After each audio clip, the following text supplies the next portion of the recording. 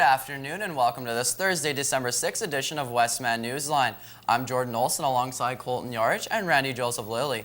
In today's news, we'll tell you a cautionary tale about online Christmas shopping and remind you of two tragic anniversaries that are being marked today.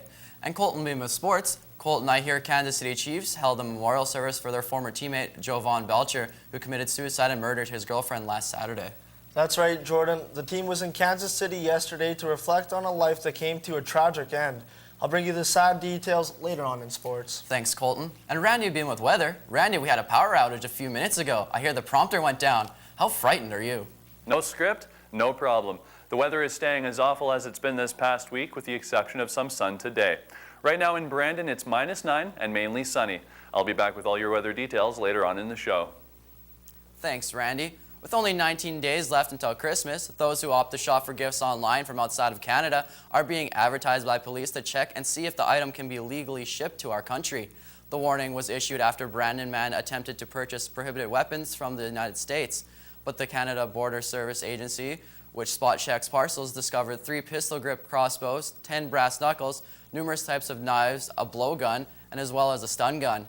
The CBSA alerted the RCMP Border Integrity Unit and the Brandon Police Service, whom then allowed the parcel to be delivered to its intended destination, a Brandon pawn shop.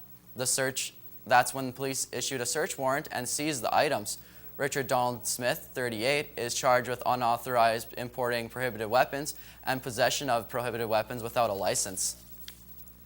A 52-year-old man has been fined after several cows fell out of a trailer on a Manitoba highway.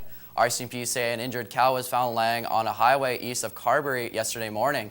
It had fallen out the back of a westbound farm trailer, which was traveling from a farm in Pilot Mound to a livestock yard in Brandon.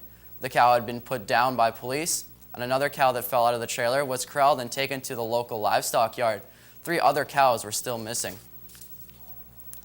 2 grisly anniversaries are being acknowledged today. The Halifax explosion happened 95 years ago in 1917 when 2 ships, the Mont Blanc and the Norwegian SS Emo, collided in Halifax Harbor. The resulting explosion leveled a significant portion of the city and almost 2,000 people were killed. The Nova Scotia Archives asked people to tweet their family stories from the day, and Twitter feed is buzzing with such material. These brief messages are similar to the types of messages, which were telegrams that were sent during the explosion itself, according to an archive spokesperson. On December 6, 1989, Marc Lepine entered Montreal's École Polytechnique Engineering School, separated men from women, and then shot and killed 14 female students. He also injured 9 other women and 4 men before turning the gun on himself. Lepine left a note blaming feminists for ruining his life. The National Day of Remembrance and Action on Violence Against Women was established in 1991, 2 years after the fatal shooting. Flags were lowered to half staff at the school and has what has become an annual tradition. 14 white roses will be laid in front of the plaque honoring the dead. Flags are also flying at half staff in Ottawa. And now let's take a look at where today's money markets are currently sitting.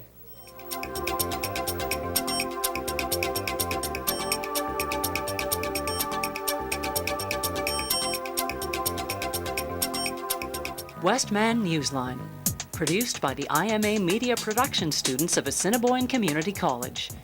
Local news, weather, and sports on Brandon's only TV newscast, Westman Newsline, airing at 1 p.m. Tuesday, Wednesday, and Thursday on WCG-TV. Apparently, President Obama and U.S. House Speaker John Boehner spoke on the phone yesterday. It's a small step towards bridging a huge political impasse. Washington has 27 days to figure out a solution to keep the nation from going over the so-called fiscal cliff. Nobody knows what the president and speaker talked about. At this point, all signs point to a continued stalemate. Emily Schmidt has the latest. You don't have to look far in Washington to see the fiscal cliff theater. Nobody wants to get this done more than me. And our goal is to make sure it gets solved. But key players aren't talking in the same room. The president is ready, willing, and able, waiting to be able to sit down and seriously negotiate this. But they have to be willing to come to the table with specifics. The next 72 hours are critical.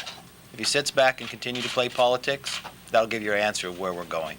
Some lawmakers are going back to their districts. Congress has little scheduled business for the rest of the week. House Speaker John Boehner says that would not stop negotiations. And I'll be available at any moment to sit down with the president to get serious about solving this problem. A sticking point remains whether to raise tax rates for the wealthiest 2% of Americans. Speaker Boehner concedes the rich will pay more in taxes, but says that won't solve a spending problem. His Democratic counterpart says Republicans should act for the other 98%. Passing the middle income tax cut means the end of holding them hostage for tax cuts for the rich. President Obama also tried to pin a negotiating tactic on Republicans, saying Congress can't tie fiscal cliff negotiations to upcoming debt ceiling votes. I will not play that game because we've got to break that habit before it starts. It's a sign the two sides have a lot to discuss once they decide to do so. In Washington, I'm Emily Schmidt. Well, flu season is upon us, and health officials say the most common strain of the virus is packing quite a punch, causing severe illness. Stephanie Officer has some tips on how to stay clear of the flu. The average adult touches just about 30 objects each minute, and experts say the flu virus could live on every single one of them. Ken DeVellis is a physician at West Springfield's Doctors Express. Aside from getting the shot, he warns that everyone can do one simple thing to avoid it. A lot of the viral infections are spread, obviously, person to person, hand to mouth. The best protection is to just, hand washing. According to the Centers for Disease Control, the number of people getting the flu this early is already rising fast.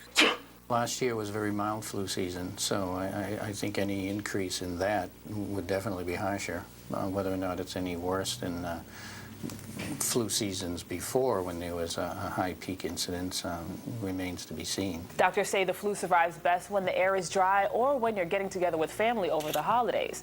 So I'm going to get my flu shot a little earlier this year, too. But Dr. DeVellis says folks haven't been rushing in to get their shots just yet. We're giving out a fair number of flu shots that we offer here.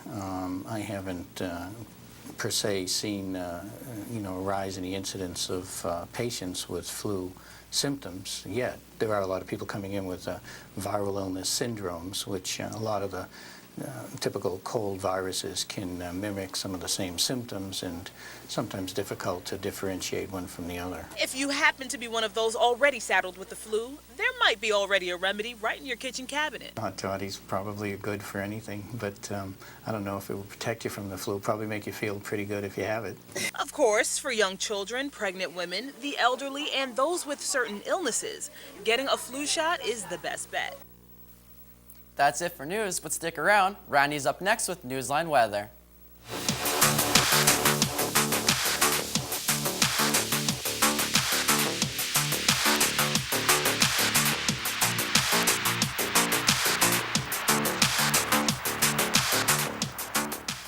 Good afternoon with Newsline Weather. I'm Randy Joseph Lilly. As mentioned earlier, we had a bit of a power outage, which means we're flying by the seat of our pants today.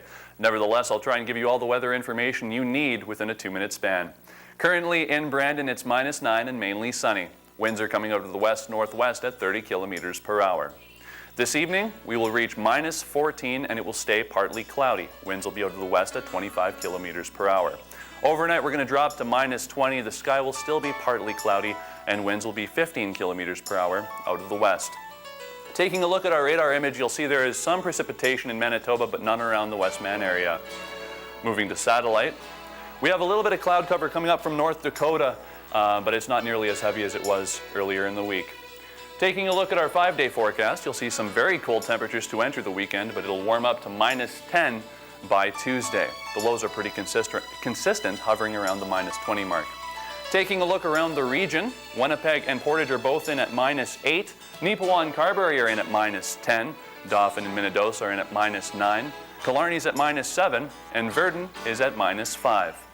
Seasonal norms for this time of year are a high of -8 and a low is -18.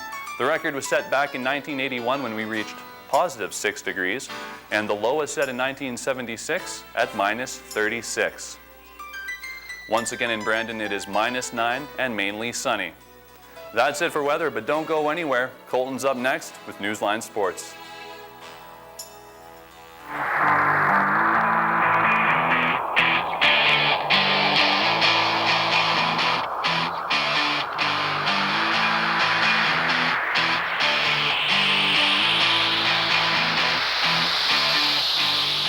Good afternoon with Newsline Sports. I'm Colton Yarch.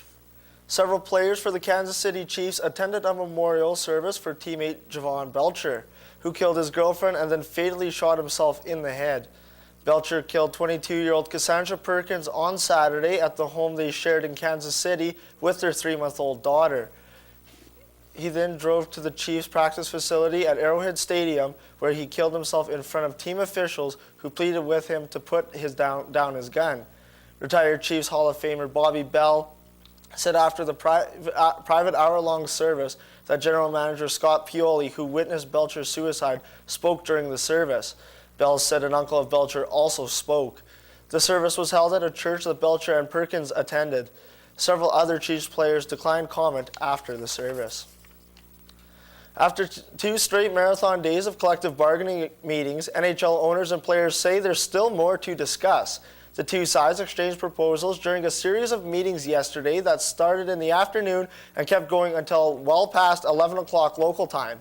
The prolonged sessions are a bid to close the final gap in negotiations that have spanned more than 5 months. Deputy Commissioner Bill Daly said after last night's session that dialogue between the sides was candid and that there are critical open issues between the two parties. George St. Pierre wants to meet Anderson Silva in a super fight, according to his coach. He told me yes, said Firas Zahabi, who said there is a lot to be negotiated. Zahabi, however, says he gets more questions in Canada about GSP facing Nick Diaz than Silva, the current middleweight champion. In the U.S., the question are about GSP Silva, he said.